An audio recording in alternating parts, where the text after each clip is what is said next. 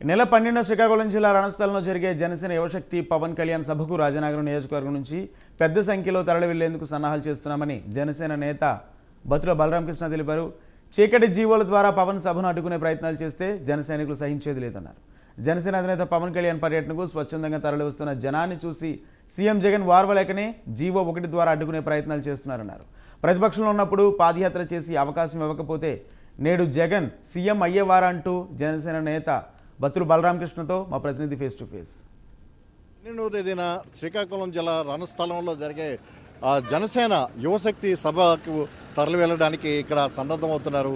మనం ఇప్పుడు తూర్పుగోదావరి జిల్లా రాజానగర్లో ఉన్నాం. రాజానగర్లో జనసేన నేత బత్తుల బలరామకృష్ణ అలాగే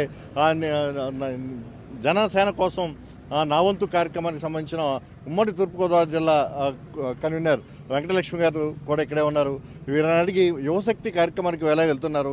అలాగే కొన్ని ఉత్తర్వులు జారీ చేసి ఆంక్షలు విధించి జనసేన యువశక్తి కార్యక్రమానికి వెళ్లకుండా అడ్డుకునే ప్రయత్నం చేస్తున్నారని చెప్పి కూడా ఇక్కడ జనసేన నాయకులు ఆరోపిస్తున్న పరిస్థితిలో ఇక్కడ బత్తుల బలరామకృష్ణ గారి స్పందన తెలుసుకుందాం. చెప్పండి, మనం రేపు యువశక్తి సభకి ఎలా తరలి వెళ్తున్నారు, ఇక్కడి నుంచి ఏం ఏర్పాట్లు చేసుకుంటారు? ప్రైమ్ 9 టీవీ ప్రేక్షకులందరికీ నా నమస్కారాలు. మేము ఈ యొక్క యువశక్తి కార్యక్రమం మా అధినాయకులు పవన్ కళ్యాణ్ గారి పిలుపు మేరకు 300 కార్లతో మేము ఇక్కడ శ్రీకాకుళం వెళ్ళడానికి ఇక్కడ సన్నాహాలు పూర్తి స్థాయిలో చేసుకున్నాము. అక్కడ మధ్యలో కూడా ఈ యొక్క జనసేన నాయకులు కానీ కార్యకర్తలు కానీ వీర మహిళలకు కానీ ఈ యొక్క జన సైనికులకు కానీ ఏ విధమైన ఇబ్బందులు రాకుండా వారికి కావాల్సినటువంటి ఆహారం కూడా మేము ఏర్పాటు చేసుకున్నాము. అన్ని ఏర్పాట్లు చేసుకుని మేమంతా సిద్ధమవుతున్నాము. అసలు ఇప్పుడు ఈ యొక్క యువశక్తిని ఆపాలని చెప్పేసి అధికార పార్టీ వాళ్ళు చాలా రకాల ప్రయత్నాలు చేస్తున్నారు.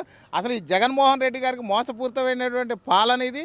ఆయన యొక్క బండారం ఎక్కడ బయటపడుతుందని అని చెప్పి ఆయన భయపడి ఈ యొక్క యువశక్తి కార్యక్రమం కూడా ఆపాలని చెప్పి జీవో నెంబర్ 1 అనే తెర మీదకి తీసుకొచ్చాడు ఆయన. ఇదే విషయాన్ని ఆయన బాగా గుర్తుంచుకోవాల్సిన విషయం ఏంటంటే, గతంలో చంద్రబాబు నాయుడు గారి ప్రభుత్వంలో టీడీపీ అధికార పార్టీ అయినప్పుడు ఆయన పాదయాత్రలకు ఎక్కడైనా ఆంక్షలు విధించిందా?